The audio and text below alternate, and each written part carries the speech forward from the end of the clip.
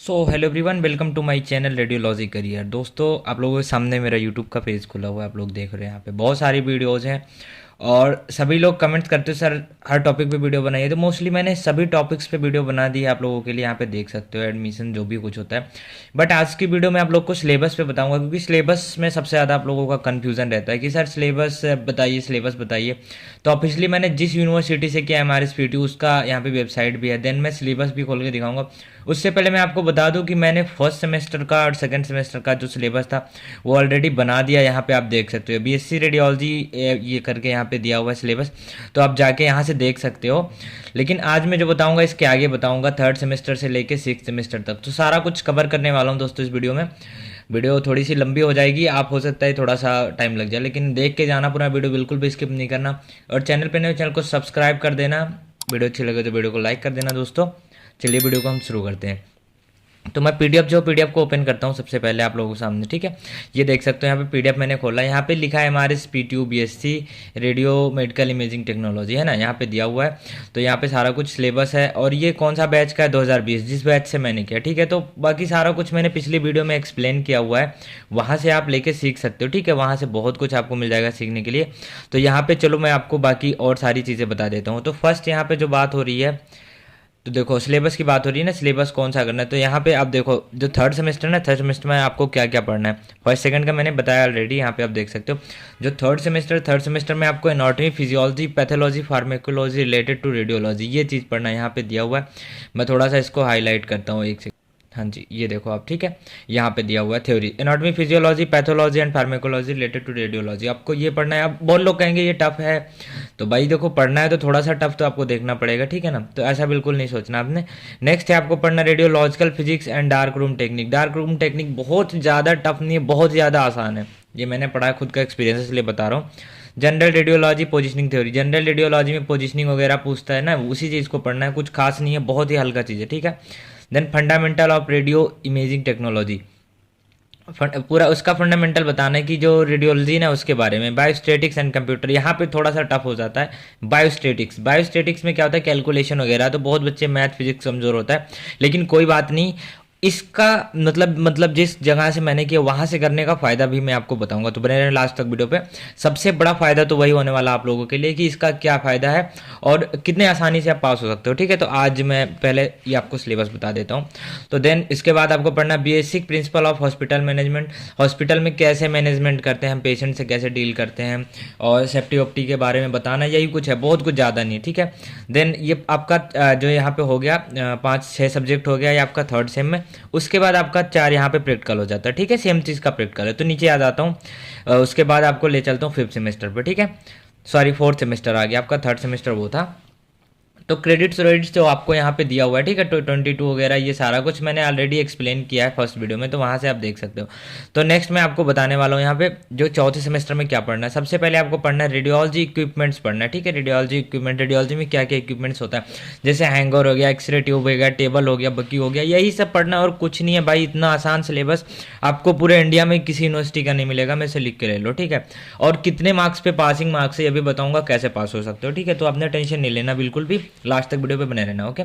तो non contrast radiography पढ़ना है कि non contrast radiography soft tissue वगैरह के बारे में जो इसमें पढ़ाते हैं, ठीक है, ये पढ़ना है। रेडिएशन सेफ्टी एंड हैजर्ड्स, ठीक है। और रेडिएशन सेफ्टी के बारे में यहाँ पढ़ना है कि कैसे हम पढ़ सकते हैं, जैसे जो हम सीड्स जो डिवाइस यूज़ करते हैं, यही सब पढ़ना है। बहुत ज़्यादा टफ नहीं है, मुझे तो सबसे आसान लगते हैं ये सब चीज़। कम्युनिटी हेल्थ में क्या क्या आता है कि जैसे आपके हेल्थ के टाइप कौन कौन से रूल्स बनाए गए हैं, ये सारा कुछ ही पढ़ना है और कुछ एक्स्ट्रा नहीं है। आप कहोगे ये चीज़ हमें पढ़ने की क्या ज़रूरत है भाई, क्योंकि आप एक हॉस्पिटलिटी में वर्क कर रहे हो, ठीक है। आप किसी पैरामेडिकल या मेडिकल से बिलोंग करते हो, तो ये सब जानना ज़रूरी है। देन न्यूट्रिशन में क्या, न्यूट्रिशन में आपको पढ़ना है न्यूट्रिशन, पेशेंट को कैसे डाइट्स वगैरह देनी होती है, ठीक है, या उसके बारे में कि पेशेंट कैसा है, तो वहाँ पे ये चीज़ पढ़ाया जाएगा आपको। उसके बाद यहाँ पे आपका हो गया 4 सब्जेक्ट, ठीक है, 4 से 5 सब्जेक्ट हो गया। उसके बाद इनमें से 5 में से 3 का प्रैक्टिकल है आपके पास, ये 3 का प्रैक्टिकल है, ठीक है। तो देन कुछ नहीं, बस इतना आसान सिलेबस है, 4 सेमेस्टर भी आपका क्लियर हो गया। लास्ट में बताता हूँ कि सबसे आसान चीज़ क्या पास करने का तरीका, ठीक है, मैं आपको बताऊँगा। तो फिफ्थ सेमेस्टर आ गया, फिफ्थ सेमेस्टर आपको समझा देता हूँ दोस्तों। थोड़ा वीडियो मैं कोशिश कर रहा हूँ जल्दी बने आप लोगों के लिए, ठीक है। तो नेक्स्ट आपको जो फिफ्थ सेमेस्टर में पढ़ना है basic and advance ultrasound imaging, ठीक है, अल्ट्रासाउंड इमेजिंग के बारे में पढ़ना है। देखो क्या होता है कि बहुत लोग कहते हैं हम अल्ट्रासाउंड कर नहीं सकते, फिर क्यों पढ़ो, पढ़ना पड़ता है दोस्तों, क्योंकि रेडियोलॉजी से बिलोंग करते हो आप, ठीक है। तो यहाँ पे ये पढ़ना है। अल्ट्रासाउंड में पूछता है ट्रांसड्यूसर के प्रकार, ऐसे कैसे कैसे होते हैं, कौन कौन से अल्ट्रासाउंड होते हैं, बस और कुछ नहीं है एक्स्ट्रा, छोटा सा सिलेबस है इस यूनिवर्सिटी का, सिर्फ बता रहा हूँ लिख के। बाकी सारी यूनिवर्सिटी की मैचुअल होती है, लेकिन बहुत ही एडवांस दी गई है। यहाँ पे आपको जितना आसान सिलेबस है दोस्तों, उतना आपको कहीं नहीं मिलेगा। देन न्यूक्लियर मेडिसिन इमेजिंग पढ़ना है आपको। न्यूक्लियर मेडिसिन क्या है, इसमें पेट सीटी वगैरह सारा कुछ पढ़ाया जाता है, ठीक है। तो ये भी पढ़ोगे आप, थोड़ा सा टफ हो सकता है ये, क्योंकि जब नया नया पढ़ो तो लगता है, लेकिन आप जब 4 सेमेस्टर पढ़ोगे तो पांचवा कुछ टफ नहीं लगता भाई। नेक्स्ट है basic and advance CT scan theory. तो बेसिक एंड वही हो गया कि जनरेशन पढ़ना है, ठीक है, जनरेशन तो पढ़ना है। उसके बाद स्पाइरल हेलिकल जो आपका एडवांस में आ गया ना, वो चीज़ पढ़ लेना है। नेक्स्ट है hospital product promotion sales and public relations and physicians office management, ठीक है, ये चीज़ पढ़ना। हॉस्पिटल का जो प्रोडक्ट होता है वो कैसे प्रमोशन करती है, कैसे सेल्स करती है, पब्लिक से कैसे अपना रिलेशन बनाना है, इसके बारे में पढ़ना है, ठीक है।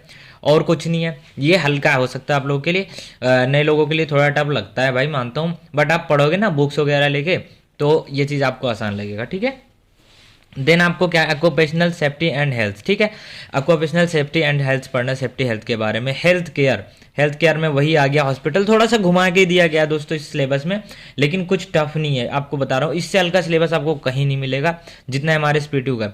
और अब पूछोगे सर इसके कॉलेज कहाँ है, M R S P two तो यूनिवर्सिटी, हमारा एडमिशन कैसे होगा, तो दोस्तों ये गवर्नमेंट यूनिवर्सिटी है, इसमें आपको एंट्रेंस से ही जा सकते हो, नहीं तो नहीं जा सकते एडमिशन लेने। हाँ, इससे एफिलेट कॉलेज में ले सकते हो, जैसे मैंने ही पढ़ाई किया है कि हमारे एसपीटीयू से एफिलेट एक कॉलेज था हमारा, वो कॉलेज गवर्नमेंट यूनिवर्सिटी से एफिलेट था, तो मेरी डिग्री जो बन के आई वो गवर्नमेंट से बन के आई। तो अगर आपको कॉलेज की कोई डिटेल्स चाहिए तो आप इंस्टाग्राम पे आ सकते हो, वहाँ से मुझे कर सकते हो कॉन्टैक्ट, वहाँ पे आपको व्हाट्सअप नंबर मिल जाएगा, ठीक है। तो नेक्स्ट आपको पढ़ना है basic and advance ultrasound imaging. यहाँ पे बेसिक एंड एडवांस दोनों पढ़ना, इससे पहले अल्ट्रासाउंड पढ़ा था, यहाँ पे बेसिक एंड एडवांस दोनों पढ़ना है, ठीक है। देन सॉरी, ये वही चीज़ है, बेसिक एंड एडवांस है, बट ये प्रैक्टिकल है, ठीक है दोस्तों। तो यहाँ पे 3 प्रैक्टिकल होते हैं, 5 सब्जेक्ट हैं यहाँ पे टोटली। तो हो गया आपका फिफ्थ सेमेस्टर कंप्लीट। अब आते हैं हम नेक्स्ट 6 सेमेस्टर पे। तो 6 सेमेस्टर के बारे में अब चलो आपको बता देता हूँ, लास्ट सेमेस्टर है, ठीक है दोस्तों। तो यहाँ पे थोड़ा सा आपको ध्यान देना होगा, थोड़ी सी पढ़ाई को अपने अच्छा करना होगा। वो क्या, इसमें आपको रूल्स एंड लॉ को समझना होता है, तो ये चीज़ आपके लिए बहुत अच्छा होता है, ठीक है। यहाँ पे आप ध्यान से सुनना। सबसे पहले तो आपको पढ़ना है quality assurance and radiation safety, AERB guidelines in diagnostic radiology. Atomic radiation board होता है, ठीक है, एजुकेशन रेडिएशन बोर्ड होता है, तो इसके बारे में आपको जानना जरूरी है। उसके बाद रिसर्च मेथडोलॉजी, रिसर्च मेथडोलॉजी के बारे में पढ़ना है। Hospital practice and care of patient, देखो वही चीज़ पूछा है ना, hospital practice and care of, तो आप पिछले साल पढ़े होगे, प्रीवियस सेमेस्टर में पढ़े होगे, तो आपको यहाँ पे कोई टाइम नहीं लगा। प्रोफेशनलिज्म वैल्यू ऑफ मैनेजमेंट, कि आप एक प्रोफेशनल बनने के बाद कैसे जो आपका मैनेजमेंट होता है उसको कैसे वैल्यू देते हो, ये सारा कुछ, ठीक, उसकी क्या वैल्यू है, इसके बारे में पढ़ना। Then medical law and ethics, medical law के बारे में एंड एथिक्स का, अगर आप किसी पेशेंट के साथ गलत करते हो, कुछ भी जैसे हरासमेंट का केस हो गया ना, तो यहाँ पे वो चीज़ पढ़ाया जाएगा कि उसके लिए क्या रूल्स बनाए गए, ठीक है। तो आपका यहाँ पे 5 सब्जेक्ट है, लास्ट सेमेस्टर में भी आराम से पढ़ सकते हो, quality assurance and radiation safety, और ये 2 आपका प्रैक्टिकल दिया हुआ है, ठीक है।